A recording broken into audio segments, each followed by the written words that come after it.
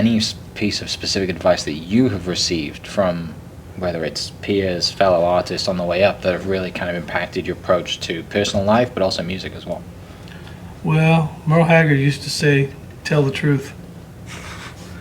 Let me write that one down. Tell the truth. Well, then you don't have to think about what you lied You don't about. have to remember. Right. Yeah. You don't have to remember all the Yeah. lies you told. That's true. And my dad said that too. He said, if you told the truth, I got sued for making fun of somebody one time from the stage, and they sued me. And he said, well, was what you said true? I said, yeah. And he said, well, then hell with them. Yeah. It's the truth. So you can't, there's no defending. Right. It's just like it is. But I always admired him just saying, just tell the truth.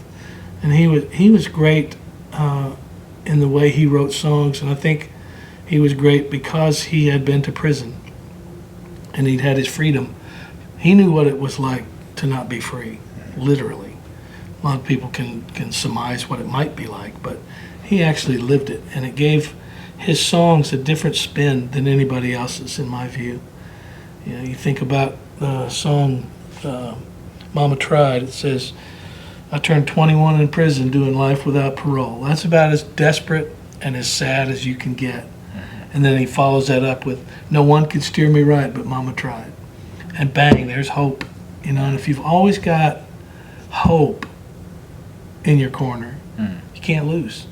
You know, I mean, you can get knocked backwards, you can get knocked down, all those things. But if you lose your hope, then then you're done. And I always had lots of hope. I made my first record when I was high school here, 17 years old, and somebody played it on the radio. They played it, then they played it more and more, and it kind of became popular regionally.